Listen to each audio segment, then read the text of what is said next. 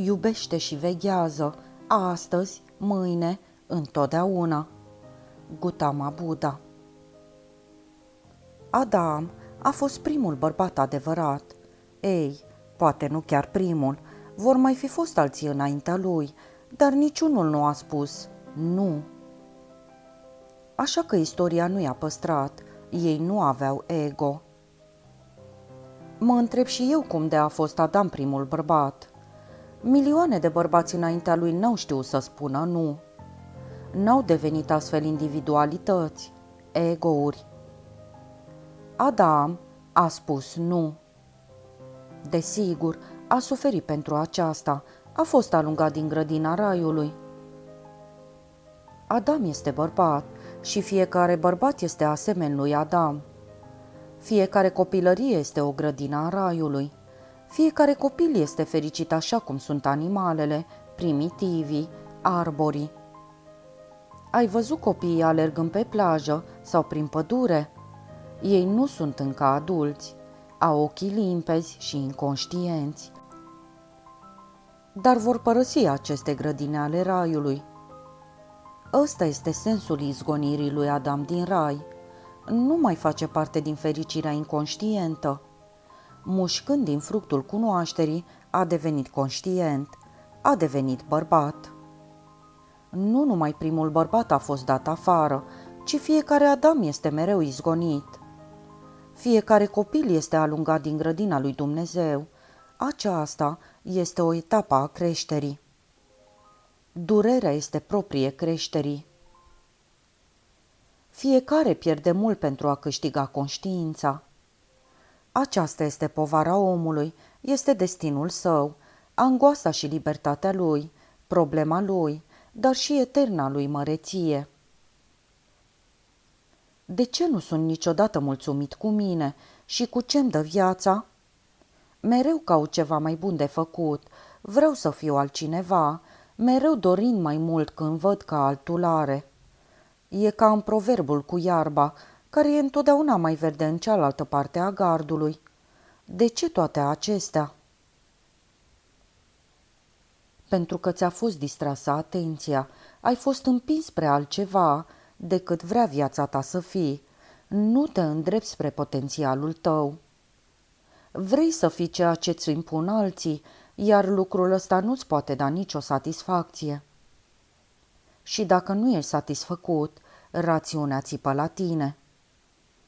Poate nu-i destul, ia mai mult. Și vrei mai mult, începi să cauți, începi să te agiți. Toți cei din jur îți apar cu măști zâmbitoare, fericiți, toată lumea înșală pe toată lumea. Vii și tu cu masca ta și toți te cred fericit. La rânduți, tu crezi că ei sunt fericiți. Ți se pare că iarba este mai verde în cealaltă parte a gardului, dar lucrul acesta este valabil pentru amândouă părțile. Cei care locuiesc de cealaltă parte a gardului privesc la iarba din curtea ta și li se pare mai verde, chiar mai deasă și mai sănătoasă. Este iluzia creată de distanță. Dar când te apropii, vezi că lucrurile nu stau chiar așa. Oamenii se țin unul pe altul la distanță, prea multă apropiere este periculoasă, își pot vedea realitatea. Ai fost greșit îndrumat de la bun început, așa că orice ai face, nu te vei simți mai bine.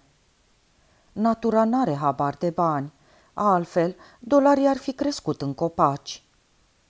Banii sunt invenția omului, foarte utilă, dar și periculoasă. Vezi că unul are mulți bani și ce-ți trece prin minte, că banii aduc poate bucurie. Ia uită-te la acela, pare să fie bucuros, îți spui și începi să alergi după bani. Altul este mai sănătos, așa că alergi și după sănătate. Altul mai știu eu ce face și pare foarte mulțumit, iar tu imediat te iei după el. Mereu te uiți după alții, așa ai fost crescut și nu te gândești deloc la propriul tău potențial. În schimb, te simți tot timpul frustrat pentru că nu ești tu însuți.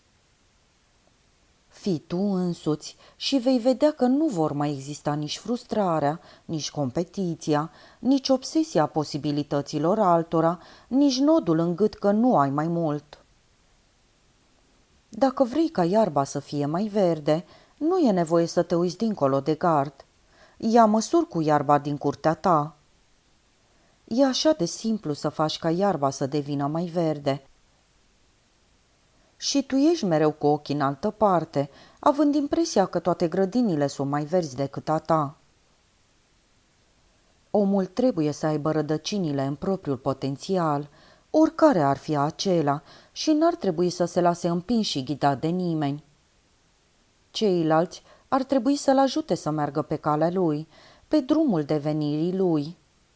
Și toți ar fi așa de mulțumiți și nici nu o să vă vină să credeți. Eu n-am simțit niciodată o astfel de nemulțumire, nici măcar în copilărie, pentru că n-am permis nimănui să mă abată de la ceea ce făceam sau ceea ce am dorit să devin. Acest lucru m-a ajutat foarte mult. Nu mi-a fost ușor și greutățile au crescut odată cu nemulțumirea celor care mi s-au împotrivit, însă acest lucru nu m-a deranjat. Eu sunt pe deplin fericit și mulțumit și nici nu mă pot gândi că aș fi putut să fiu altfel. Oricum ar fi fost altfel, aș fi fost nefericit. Lumea este împotriva individualității și va fi și împotriva ta, dacă vrei să fii așa cum ești de fapt. Ei te vor un robot și dacă vei fi de acord cu asta, vei avea o mare problemă. Tu nu ești un robot. Nu asta a fost intenția naturii, să producă un robot în persoana ta. Și pentru că nu ești ce trebuie să fii, ce ești destinat să fii, te întreb mereu. Ce lipsește? Mobilă nouă, alte perdele, o casă mai mare, o femeie mai tânără, o slujbă mai bănoasă. Toată viața te zdrobești și alergi dintr-un loc în altul. Ghinion, societatea te-a debusolat de la bun început.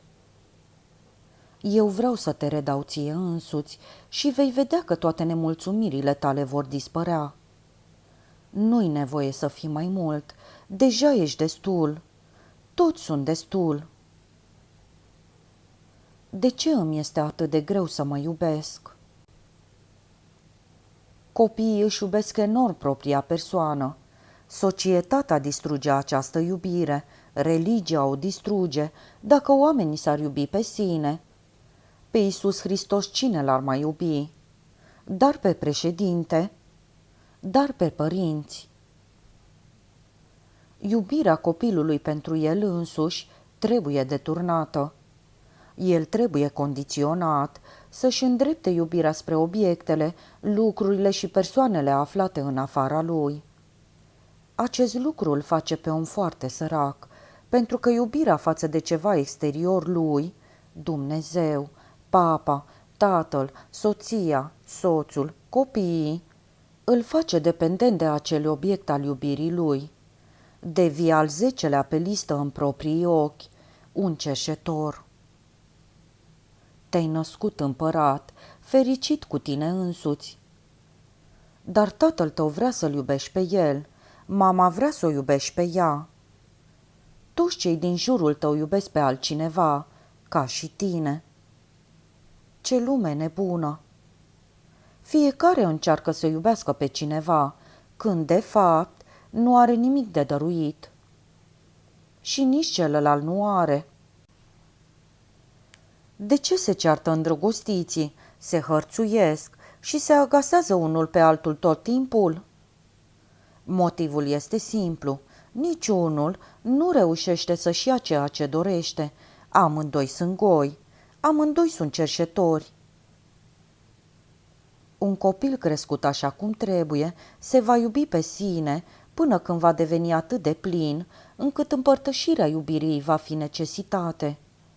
Va fi atât de împovărat de iubire că va căuta pe alții cu care să o împartă. Și o astfel de iubire nu îl va face dependent de nimeni și de nimic. Tu ești cel care dă și nu vei fi niciodată cerșetor. Iar celălalt este tot unul care dă. Și când se întâlnesc doi împărați, stăpânii ai propriilor inimi, apare o imensă bucurie. Niciunul nu este dependent de celălalt, amândoi sunt independenți și bine centrați pe propria individualitate, înrădăcinați în sine, fixați în propria ființă, de unde seva iubirii urcă la suprafață și înflorește în mii de trandafiri. Acest gen de om n-a fost posibil până acum din cauza tuturor ciudaților. Profeți, vestitori, încarnări ale lui Dumnezeu, aceștia v-au distrus gloria, sacrificând-o egoului lor. V-au strivit literalmente. Logica este evidentă, Salvatorul, profetul, devin obiectul iubirii tale, pe care îl vei urma orbește, pierdut în umbra lui. Dacă tu ești pe deplin mulțumit, plin de iubire și înflorind în mii de trandafiri, cine să te mai salveze? Tu ești deja salvat. Cui îi mai pasă de rai? Tu te afli deja în rai. Preoții vor muri dacă tu vei învăța să te iubești pe tine însuți. Politicienii nu vor mai avea public și toate interesele egoiste din societate vor da faliment. Toți aceștia trăiesc hrănindu-se din tine, exploatându-te într-un mod subtil. Nu e greu să înveți cum să te iubești, e ceva natural. Atâta timp ai fost în stare să faci lucruri nefirești, ai învățat să iubești pe alții, fără să simți nimic pentru tine, încât ar trebui să fie simplu, pentru că ai reușit deja imposibilul. Este numai o problemă de înțelegere a faptului că trebuie să mă iubesc pe mine, altfel voi pierde sensul propriei vieți. Nu voi evolua niciodată, doar voi îmbătrâni. Nu voi fi o individualitate, nu voi fi un om adevărat, demn și integru. Mai mult, dacă nu te poți iubi pe tine, nu vei iubi pe nimeni altcineva în lumea asta. Vezi și tu câte probleme psihologice au apărut pentru că ai fost abătut de la calea ta. Ești nedemn, nu ești ce trebuie să fii, faptele tale au nevoie de corecții. Trebuie să fii înghesuit în mai știu eu ce personalitate, alții gândesc pentru tine. În Japonia există copaci a căror vârstă depășește 400 de ani, dar care nu sunt mai înalți de 20 de centimetri. Ei spun că asta este o formă de artă, e crimă curată. Copacul arată bătrân, dar este minuscul. Ar fi putut avea 100 de metri, ar fi putut atinge stelele. Dar ei ce-au făcut? Ce strategie au folosit? Aceeași ca în cazul ființelor umane, au pus copacul într-un vas fără fund. De fiecare dată când apăreau rădăcini mai lungi, ei le tăiau. Simplu, pentru că vasul n-avea fund. Așa că rădăcinile nefiind adânci, copacul n-a crescut înalt, a îmbătrânit așa, pitic. Absolut la fel se întâmplă și cu oamenii. Iubirea ta pentru tine este o cerință de bază a evoluției tale. Eu te învăț să fii egoist, lucru absolut firesc. Toate religiile au țipat la tine. Fii altruist, sacrifică-te pentru orice prostie. Drapelul? O zdranță nenorocită. Națiunea? O fantezie, pentru că lumea în sine nu este împărțită în nicio categorie. Este o șmecherie a politicienilor și așa au apărut hărțile. Tu te sacrifici pentru o linie trasă de alții pe o hartă. Mori pentru o religie. Creștinism, hinduism, budism, islamism. Așa de bine s-au descurcat că omul a fost pur și simplu prins în capcană. Dacă mor pentru națiune, ești martir. Tu, de fapt, te sinucizi și asta pentru un motiv prostesc. Dacă mor pentru religie, vei ajunge în rai și te vei bucura de fericirea veșnică. Ai fost manipulat. Un lucru e clar, nu trebuie să te iubești pe tine, urăște-te, pentru că și așa nu valorezi nimic. Toți sunt plini de ură față de ei înșiși și tu crezi că, urându-te pe tine, vei găsi pe cineva care să te iubească?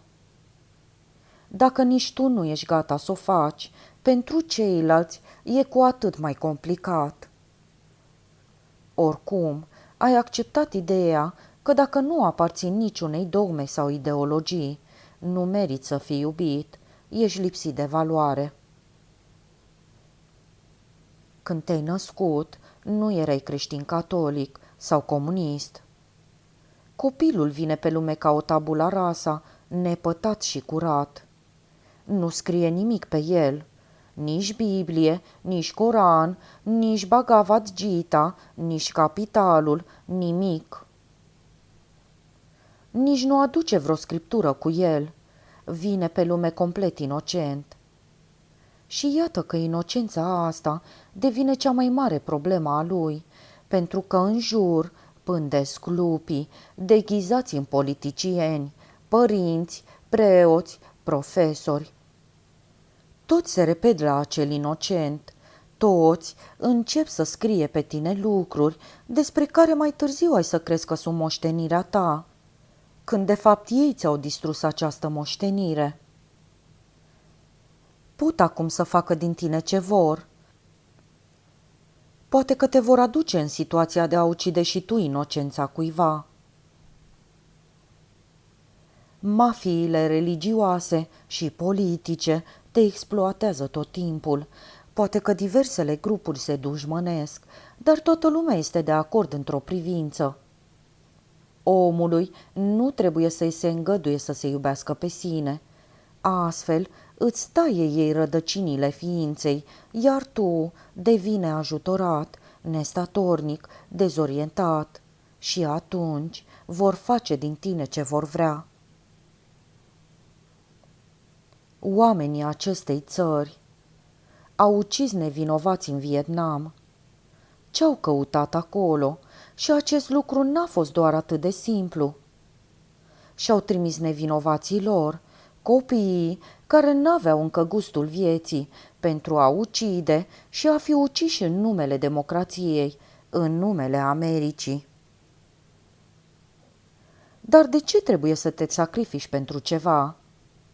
Musulmanii și creștinii o țin tot într-o luptă și se omoară unii pe alții în numele lui Dumnezeu. Amândouă părțile omoară pentru aceeași cauză. Ce lume am creat!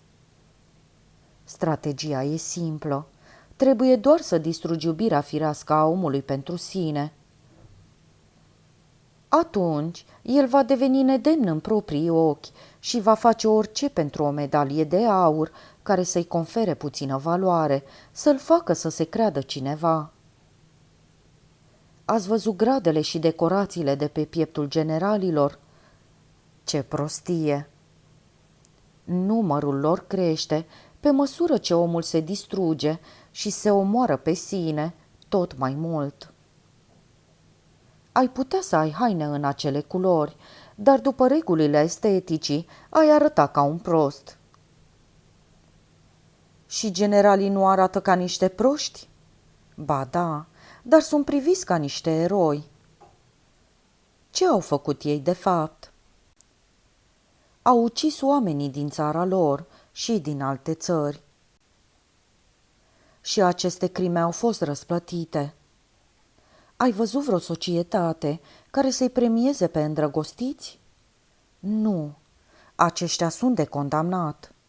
Nici o societate nu-i respectă. Iubirea este o anatemă în societate. Așa că toți aceștia vă vor abate de la iubire. Cel puțin până acum le-a reușit. În milioane de ani, bărbatul a devenit un sclav, cu un profund complex de inferioritate, cu senzația unei totale lipse de valoare, pentru că nu este în stare să facă tot ceea ce îi se cere. De fapt, ceea ce îi se cere este atât de artificial, încât nici nu se poate face. Și prin lipsa de autoapreciere, profeții s-au înmulțit și toți vin să te salveze. Tu, pe tine, nu poți să te salvezi. Ei nu ți-au permis să înveți să înnoți. De unul singur te vei înneca. Politicienii îți tot dau speranțe că în curând nu va mai exista sărăcie. În schimb, sărăcia crește mereu, în ciuda a ceea ce afirmă ei. În Etiopia mor mii de oameni în fiecare zi. În America însă, aproape o treime din populație suferă din cauza supraalimentației, a obezității, sunt tot mai grași. În Etiopia se moare de foame, iar în America de alimentare în exces. În Etiopia, oamenii mor pentru că nu au ce mânca. Și tu crezi că lumea asta e sănătoasă la cap? Jumătate din India va avea în curând aceeași soartă cu Etiopia, în timp ce guvernul indian exportă grâu pentru jumătate din glob. Poporul lor va fi înfometat și asta nu e puțin lucru. Jumătate din India este pe punctul de a deveni o Etiopie mai mare, însă liderii politici vând grâu în alte țări pentru că doresc să aibă centrale nucleare, energie atomică, pentru a alerga și ei în cursa nebună a restului lumii. Toate acestea se întâmplă în numele altruismului. Eu vreau ca tu să devii un egoist absolut. Iubește-te pe tine însuți, fii tu însuți. Nu te lăsa distras de nimic, nici de religie, nici de politică, de educație sau de societate.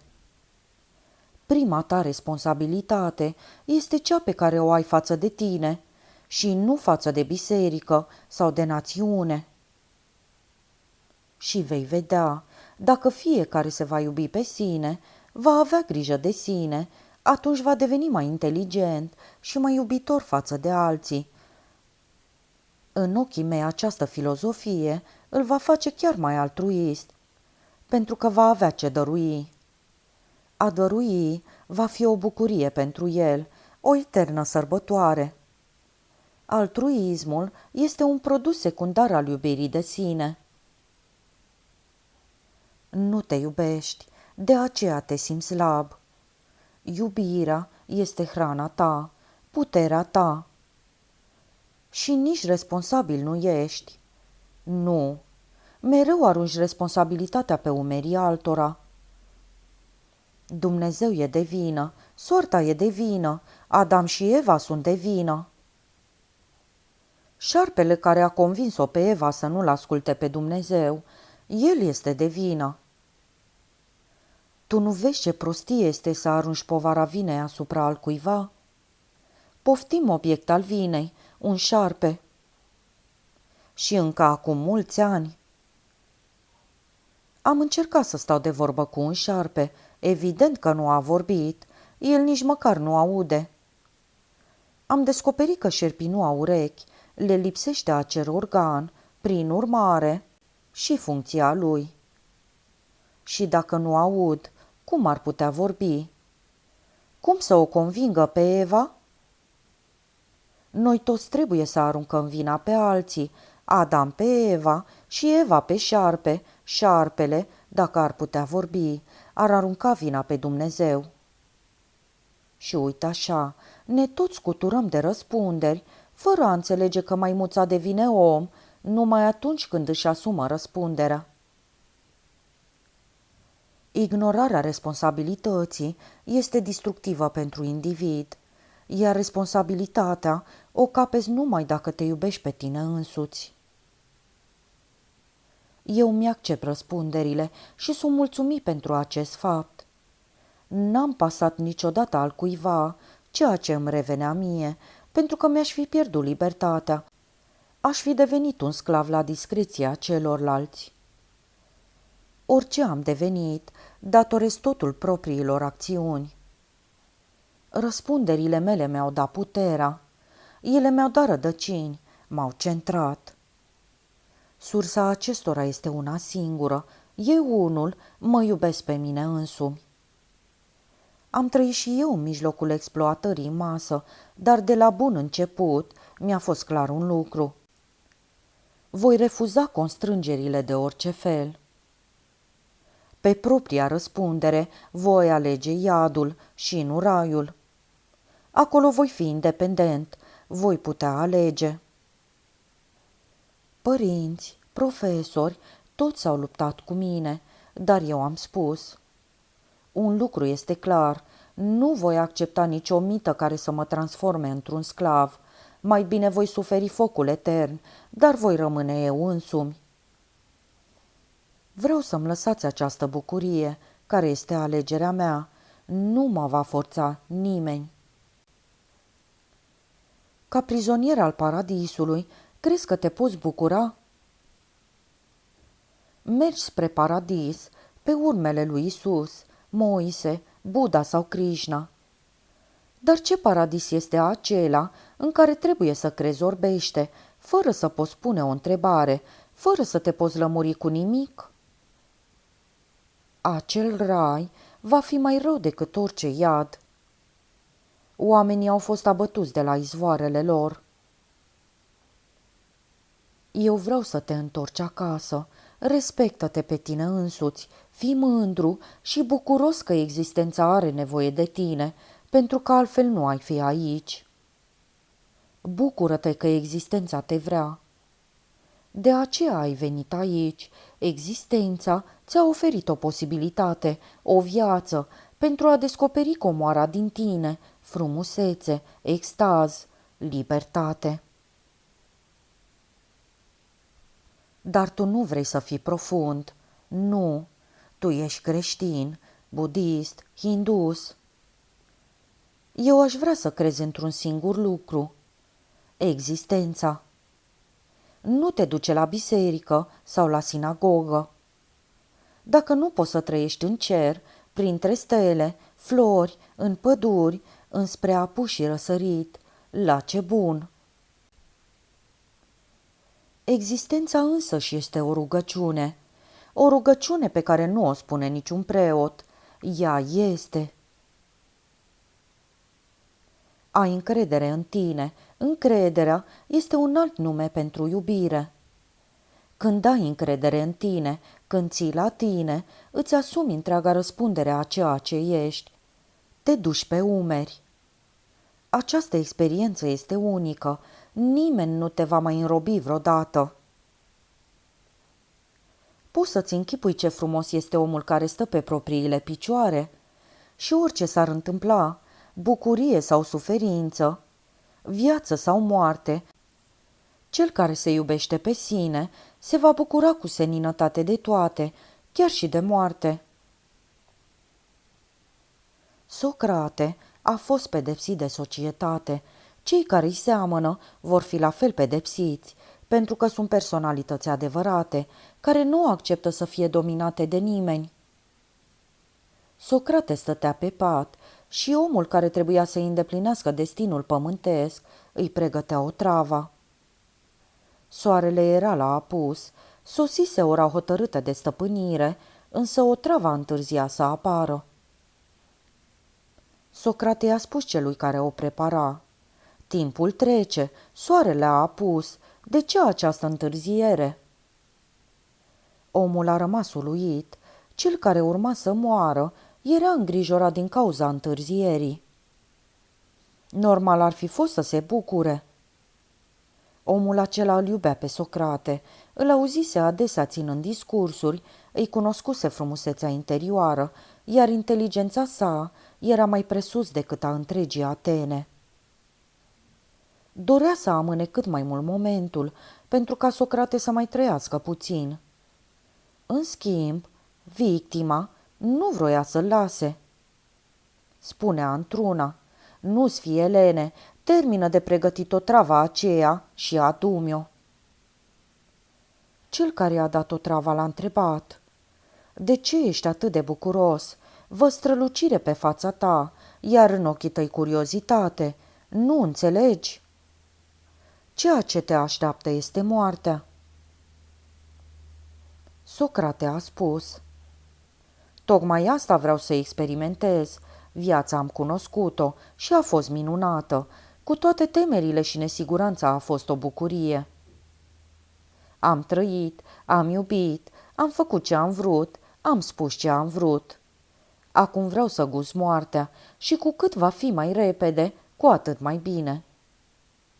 Sunt două posibilități. Ori sufletul meu va continua să trăiască sub alte forme, așa cum afirmă misticii Orientului, și acest lucru va fi uluitor, pentru că mă va elibera de povara trupului, a cuștii, a limitelor. Ori materialiștii au dreptate și totul moare odată cu trupul, nerămânând nimic după aceea, fapt care de asemenea ar fi uluitor, să nu mai fi. Știu ce înseamnă să fiu. A venit momentul să aflu cum e să nu fiu. Și dacă nu mai sunt, care va mai fi problema mea? De ce să-mi mai fac griji? Eu nu voi mai fi acolo ca să-mi fac griji, așa că de ce mi-aș pierde vremea acum? Iată un om care s-a iubit pe sine. Și-a asumat chiar și răspunderea propriei morți. Conducătorii n-aveau nimic cu el. Totul s-a întâmplat din cauza mulțimii de mediocri care nu erau în stare să înțeleagă inteligența lui Socrate, însă această mulțime forma majoritatea și a putut hotărî moartea lui Socrate. De ce toate acestea? Pentru că nu avuseseră argumente cu care să-i țină piept. Mai mult, nici măcar nu înțeleseseră despre ce anume era vorba, dar rămită să mai poată da o replică. El le desființase toate argumentele. Însă, pentru că orașul era guvernat în mod democratic, poporul a decis că omul acela era periculos, prin urmare trebuia să dispară. Cu ce greșise? I-a făcut pe tineri rebeli, sceptici, ciudați. A creat o prăpastie între generații. Tinerii nu ne mai ascultă, se ceartă cu noi pentru orice și totul din cauza acestui om. Judecătorii erau însă mai înțelepți decât oamenii obișnuiți. I-au spus lui Socrate: îți oferim 3 posibilități, părăsești Atena și juri că nu te mai întorci. Dacă vrei să rămâi aici, taci din gură și s-ar putea să-i convingem pe cetățeni să te lase în viață. A 3-a variantă este moartea. Mâine, la apusul soarelui, vei bea cu cută. Ce a făcut Socrate? A spus: voi primi o travă, azi sau mâine, oricând, pentru că nu pot să nu spun adevărul. Atâta timp cât trăiesc, până când îmi voi da ultima suflare, trebuie să spun adevărul.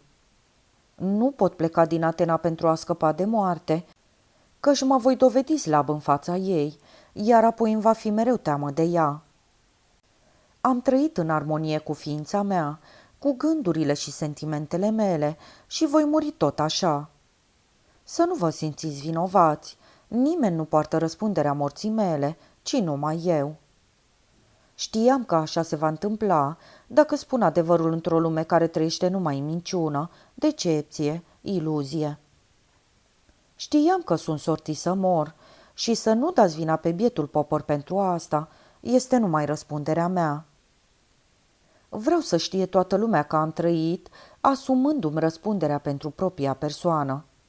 Am fost om în timpul vieții, voi fi om și după moarte. Nimeni nu hotărăște pentru mine, ci doar eu.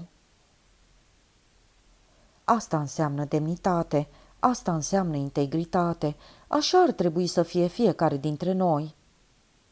Dacă pe pământ ar fi numai astfel de oameni, totul ar fi frumos, extatic, plin, întreg. Asumă-ți răspunderea propriei persoane, a propriei existențe. Vei putea să o faci numai dacă te vei iubi așa cum ești. Aceasta este calea pe care existența vrea să mergi. Dacă ea ar fi dorit un alt Hristos, l-ar fi creat. Dar este urât să fii doar un creștin, un musulman sau un hindus. Fii tu însuți, atât. Pur și simplu, tu însuți. Să nu uiți că riști foarte mult dacă spui acest lucru. Nu vei mai aparține niciunui grup, niciunei turme. Hindușii, musulmanii, creștinii, comuniștii nu sunt altceva decât niște turme. Tu declară-te o individualitate, chiar dacă știi foarte bine că acest lucru este riscant. Turma nu te va ierta.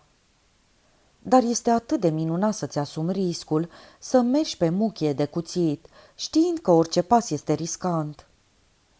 Cu cât trăiești mai periculos, cu atât ești mai viu. Dacă ești pregătit să trăiești total, riscând mereu totul, poți vedea, într-o secundă, întreaga eternitate. Nu vreau să fiu un afacerist, ci un jucător. Când joci la noroc, pune totul la bătaie. Nu păstra nimic pentru momentul următor. Orice se va întâmpla, pentru tine va fi o binecuvântare. Chiar dacă vei ajunge ceșetor, ființa ta va fi mai demnă decât a oricărui împărat. Bărbatul nu poate cădea mai jos de atât. A căzut deja, a uitat de râsul copilului care a fost când s-a născut și a pierdut calea spre sănătate, spre plenitudine. Poarta se deschide exact în acest moment. Mereu, aici, acum, viața și moartea se întâlnesc în continuu. Ai ales moartea pentru că acolo te-au împins interesele celor aflați la putere și ai uitat că viața trece pe lângă tine, iar tu stai copleșit de tristețe. Odată, un discipol l-a întrebat pe Confucius cum să facă să fie fericit și senin. Acesta i-a răspuns: ce întrebare ciudată îmi pui! Lucrul ăsta e ceva care vine de la sine. Niciun trandafir nu întreabă cum să fie trandafir. Cât despre tristețe și nefericire, pentru asta ai destul timp în mormânt. Acolo poți fi cât vrei de nefericit, dar atâta timp cât ești în viață, trăiește. Din întregul vieții și intensitatea îi răsare fericirea și un om fericit va învăța să danseze. Ne dorim ca omenirea să fie fericită, să cânte, să danseze. Toată planeta se va maturiza atunci, conștiința ei se va dezvolta. Un om trist, un om nefericit, nu poate avea cine știe ce conștiință. Biata lui conștiință e stinsă, greoaie, întunecată. Numai când râzi din toată inima, întunericul din tine și din jur dispare. Atunci când râzi ești autentic, în tristețe îți acoperi chipul adevărat cu o identitate falsă, cu ceea ce așteaptă societatea de la tine. Nimeni nu vrea să te vadă dansând de bucurie pe stradă. Nimeni nu vrea să te audă râzând. Vor începe să-ți bată în pereți. Încetează! Dacă ai fi nefericit, totul ar fi în regulă, însă dacă râzi, deranjezi. Oamenii triști și nefericiți nu-i înghit pe cei care nu sunt ca ei. Crima celor asemeni lui Socrate a fost că erau niște oameni fericiți și manifestarea acestei fericiri a atras invidia mulțimii care trăia în tristețe și griji. Masele nu tolerează oamenii fericiți. Ei trebuie distruși, pentru că seamănă în tine sămânța revoltei și tuturor le este frică de revoltă. Atunci când te îndrăgostești de ideea de revoltă, ești pe calea cea bună.